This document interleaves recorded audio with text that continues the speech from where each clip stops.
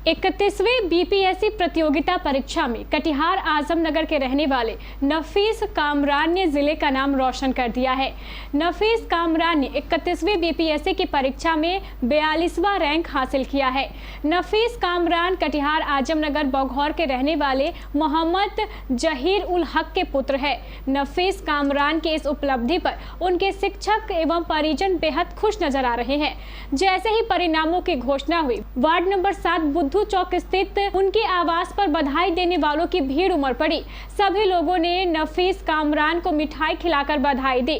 अपनी सफलता के बारे में जानकारी देते हुए नफीस कामरान ने केबीसी न्यूज संवाददाता रवि झा को बताया कि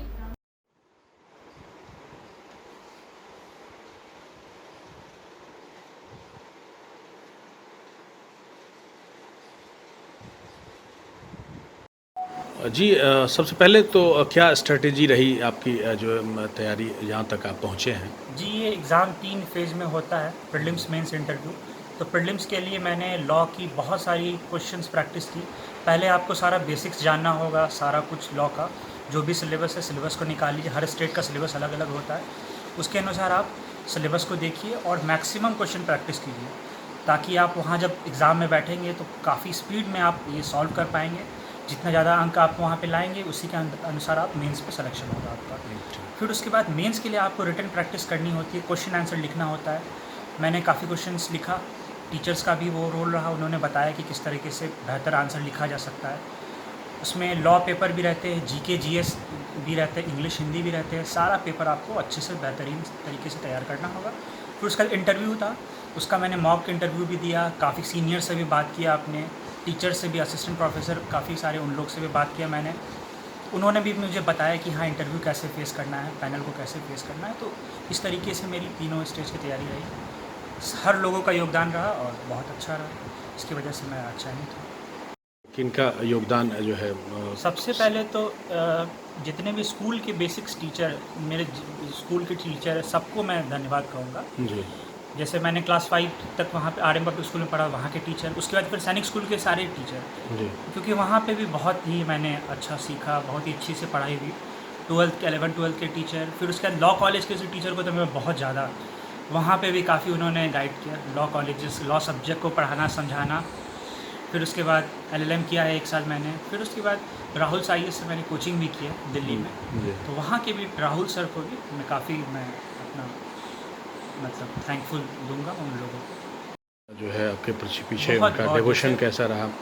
मतलब पेरेंट्स के प्रति क्या कहना चाहेंगे?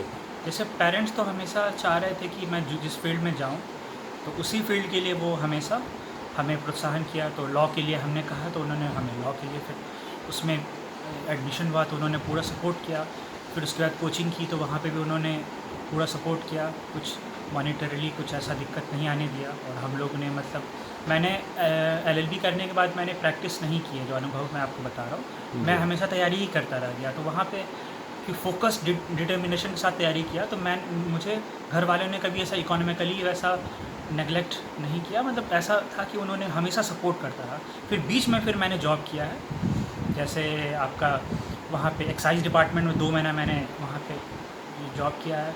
फिर एक जगह हरियाणा में फिर मैं एक प्राइवेट कॉलेज में असिस्टेंट प्रोफेसर के लिए चयन हो गया। तो फिर उसके बाद फिर ये है, तो ये घर वालों का तो काफ़ी रोल है, बहुत अच्छा रोल है।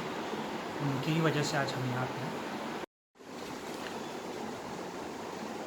31वीं बिहार न्यायिक सेवा में आपको सफलता मिली है, रिजल्ट आ गया है और क्या रैंक आया है आपका? जी, 42nd रैंक है मेरा। 42nd है। जी। अच्छा, क्या लग रहा है इस रिज़ल्ट से आप कितने खुश हैं? काफ़ी खुश हैं, सभी लोग खुश हैं। काफ़ी दिनों का मेहनत था, जो ये परिणाम मिला है। काफ़ी लगे हुए थे 3-4 सालों से, तो फाइनली जाकर के ये परिणाम है। अच्छा, प्रारंभिक शिक्षा दीक्षा कहाँ से प्राप्त करी? प्रारंभिक शिक्षा हमारी RM पब्लिक स्कूल से क्लास 5 तक हमने वहाँ से कंप्लीट किया है। फिर उसके बाद मैंने सैनिक स्कूल ग्वालपारा आसाम से क्लास 10 किया है। फिर 12वीं मिलिया कॉन्वेंट पूर्णिया से मैंने किया है। फिर उसके बाद मेरा सिलेक्शन सैनिक आपके लॉ कॉलेज में हो गया था, चाणक्य नेशनल यूनिवर्सिटी पटना। वहाँ से मैंने 5 इयर्स का लॉ किया है। क्या लग रहा है कि मतलब जो नींव होती है कुछ स्टूडेंट का, उसमें कितना योगदान है प्रारंभिक जो शिक्षा दीक्षा जहाँ आपने ग्रहण करी? बहुत काफ़ी, क्योंकि मैं कहूँगा कि बेसिक्स तो लोग वहीं से सीखते हैं। फिर उसके बाद जैसे मेरे केस में अगर आप देखिए मेरे संदर्भ में, तो मैंने जैसे लॉ किया है वहाँ से चाणक्य से, तो उसका जो एंट्रेंस होता है उसमें बेसिक्स क्या रहता है, इंग्लिश रहता है, वो सारा कुछ आप 5-6 से लेकर के ही जो पढ़ रहे हैं सारा कुछ बेसिक्स उन सब पे ही क्वेश्चन बनता है। मैथ्स रहेगा उस पर, लीगल एप्टीट्यूड रहेगा, मैं क्लैट की बात कर रहा हूँ अभी, जी। तो उसमें जो है ये बेसिक सारा चीज़ रहता है। जब तक आपका बेसिक फाउंडेशन अच्छा नहीं होगा तो वहाँ पे आप बेहतर परफॉर्म नहीं कर पाएंगे। तो मुझे बहुत मानते हैं कि जो है बेसिक जो बहुत है काफ़ी हद तक उसका रोल जी। है, और आदमी को एक ट्रैक मिल जाता है उसके लिए, और आदमी आगे फिर उसमें आगे बढ़ता जाता है उसके लिए। अच्छा, इंटरव्यू में क्या क्या सवाल किए गए थे आपसे? जी, इंटरव्यू में मुझसे पूछा गया कि आप जज क्यों बनना चाह रहे हैं, और सारा के बाद जी। ये क्वेश्चन तो हर कैंडिडेट से पूछा गया है। फिर लॉ के क्वेश्चन आए कि कर्फ्यू क्या होता है, पब्लिक ट्रैंक्विलिटी क्या होता है, सिविल केसेस क्रिमिनल केसेस में बर्डन ऑफ प्रूफ का डिफरेंस क्या होता है।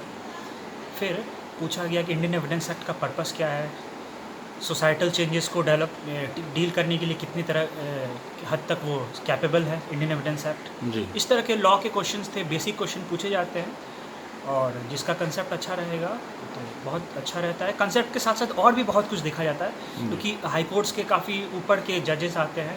इस बार अश्विनी कुमार, जस्टिस अश्विनी कुमार और जस्टिस एहसानुद्दीन अमानुल्लाह, 2 जजेस आए थे, 2 वोट था।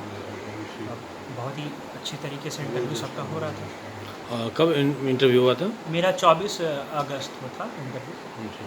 कितने सीट्स टोटल इसमें? टोटल 221 सीट्स थे, पर 214 लोगों का चयन हुआ इसमें। चयन हुआ था। कौन सा पंचायत है वो? जी, बघोड़ा पंचायत। बघोड़ा। पर काफ़ी सुदूर इलाका है, देहाती क्षेत्र है, और शिक्षा के क्षेत्र की बात की जाए तो काफ़ी मतलब जो हालात रहे हैं वहाँ के, बड़ा ही जो है पिछड़ा इलाका रहा है। तो अब क्या कहना है, कैसे सोच बदले, खास करके जिस कौम से बिलोंग करते हैं आप, वैसे जो अभिभावक हैं वो बच्चों को पढ़ाई लिखाई पर विशेष ध्यान नहीं देते हैं, तो अब क्या मैसेज है उनके लिए? मेरा तो यही मैसेज है कि मैं भी इसी काम पिता के लिए बड़ा ही कहते हैं कि बड़ा पल है, गौरव का क्षण है, एक अहम भूमिका होती है। क्या मानते हैं आप इसे? मैं तो सबसे पहले अपना बेटा नफीस कामरान को मुबारकबाद देता हूँ। अल्लाह ने इसको इस मकाम पे पहुँचाया है। और जहाँ तक बात रह गई हम लोग की, तो शुरू से बचपन से ही मेरा ये सोच था। हम गांव देहात से बिलोंग करते हैं, बघौरा से। वहाँ माहौल इस तरह का था नहीं, तो हमने बच्चे को शुरू ही में, जब मैंने नौकरी ज्वाइन किया यहाँ, बच्चों को लेकर कटिहार आ गए ताकि मेरे बच्चे यहाँ पढ़ें, अच्छे माहौल में रहें, अच्छी पढ़ाई कर सकें। ये शुरू से मेरा ध्येय रहा। और बच्चों को टीवी, मोबाइल, ये सब से मैंने दूर रखा शुरू से। मेरे घर में आज भी आपको टीवी नहीं मिलेगा। तो ये सब सारी चीज़ें रही है। हमारा हमेशा इसको प्रेरणा रहता था कि बेटा मेहनत करो, मेहनत का फल मीठा होता है। और आज ऊपर वाले ने इसको मेहनत का फल दिया है, इसके लिए बहुत बहुत मुबारकबाद। फीस आपके शिक्षण संस्थान में भी है, आज एक बड़ी उपलब्धि है, क्या मानते हैं, कैसे क्या कहना है इस समय? सबसे पहले तो मैं नफीस कामरान को अपने विद्यालय RM पब्लिक स्कूल परिवार की ओर से हार्दिक बधाई देते हैं कि उन्होंने जितना मेहनत करके अपना नाम रोशन किया, उसके साथ साथ हमारे विद्यालय RM पब्लिक स्कूल, जहां इन्होंने शिक्षा ग्रहण की और जहां से इन्होंने सैनिक स्कूल प्रतियोगिता परीक्षा में पास कर सैनिक स्कूल ग्वालपाड़ा में नामांकन लिया।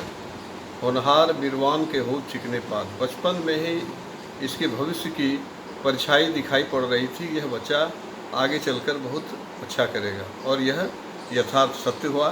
इसलिए मैं अपने विद्यालय की तरफ से इनको हार्दिक बधाई देता हूं, और मैं इन्हें यह कहना चाहता हूं कि इस दुनिया में एक ईमानदार, कर्मठ और साहसी पदाधिकारी बने।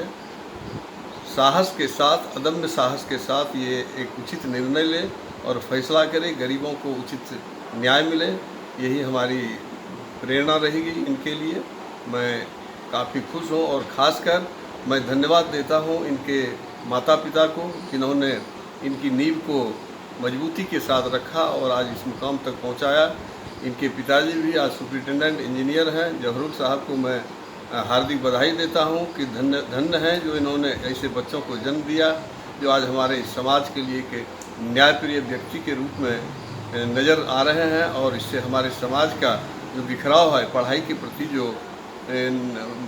के प्रति जो उदासीनता है, इसको दूर हो और इनका लोग नकल करें, इनके प्रति एक ऐसी धारणा बनाए कि बच्चों को बचपन से पढ़ाई अगर सही ढंग से मिले तो बच्चा निश्चित रूप से एक अच्छा करेगा आगे, और हम इनको अपने पूरे